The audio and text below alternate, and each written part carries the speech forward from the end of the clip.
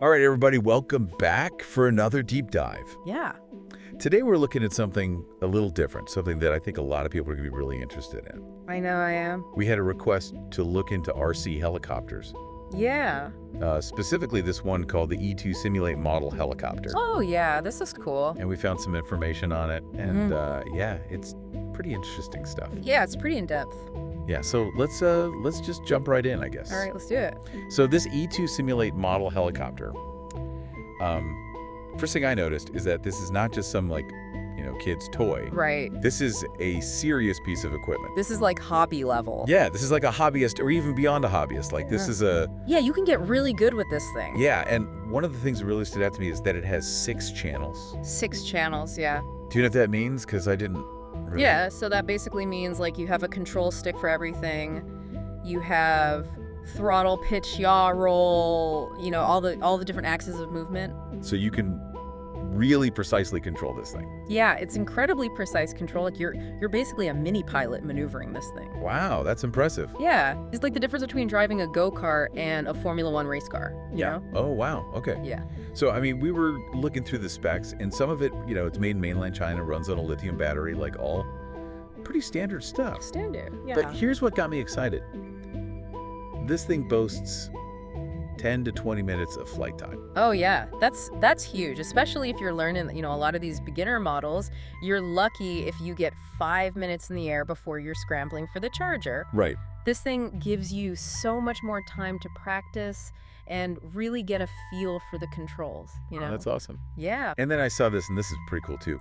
Remote distance of 150 meters. Yeah. That's pretty far. You're not confined to your backyard anymore. You can be, flying this thing in a park, in a field, Yeah, you need like a big open space. Yeah, exactly. Yeah. All right, so let's get into the kind of the more techie side of things. Okay, let's do it. It mentions it uses a GTS flight control system. GTS, yep. What is that? Well, I mean, imagine trying to thread a needle while riding a unicycle. Okay. That's what flying an RC helicopter without a good flight control system is like, Oh, wow. The GTS system is like having a super steady hand guiding your every move.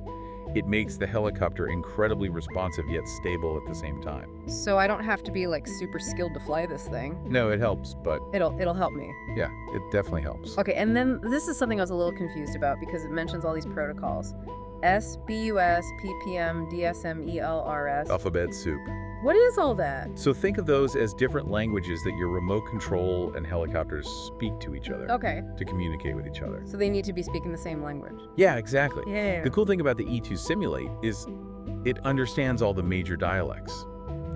So you're not limited in terms of what kind of remote setup you can use. That's good because I have some old equipment. Maybe I can Yeah, you might be able to dust that off. test it off. Yeah, awesome. Yeah. Let's see. So we saw that this thing also has a double brush motor. Ah, When I read that, I thought this thing must have some power. yeah, you're spot on. Yeah. Having 2 brush motors instead of 1 basically gives you double the muscle. Oh, wow. Means quicker takeoffs, more aggressive climbs, the ability to pull off those snappy maneuvers. That would be impossible with a weaker motor. That sounds fun. Yeah. It also mentioned something about being able to adjust parameters through a mobile app. Yeah. That sounds pretty high tech. It is. You can fine-tune everything, throttle response sensitivity. You can even create custom flight profiles. Wow. It's like having a mini flight computer in your pocket, So you can really like personalize how this thing flies. Yeah, personalize it to your liking. Yeah. That's pretty neat. Yeah. One thing that we saw that I don't really know what to make of this, but Yeah. it just said in the material discussion interface. That's interesting. What do you think that means? To me, that hints at a possible online community or forum specifically for this model. Oh, And that could be a gold mine for someone new to RC helicopters. yeah. A place to get advice, troubleshoot problems, connect with other enthusiasts. Yeah. And even if you are, an RC helicopter enthusiast, Yeah. you can connect with other. Share tips and tricks. Yeah. Yeah, exactly. So this is pretty cool. I mean, this is a pretty impressive piece of equipment. Yeah. It seems like it's not just for beginners either. No, it definitely seems like it has enough features where even if you're really experienced with this, Yeah, you can get really into it. you can really get into it. You can like really fine tune it. Fine tune it and make it your own. Yeah. Wow. This is awesome. I'm kind of tempted to get one myself now. Me too. So for all of our listeners out there, I want you to imagine you're holding the remote for this thing. You've got 10 to 20 minutes of flight time. What is the ultimate aerial stunt you would want to master with this helicopter? Oh, man. Let us know. And until next time, happy flying, everybody. Happy flying. See ya. Bye.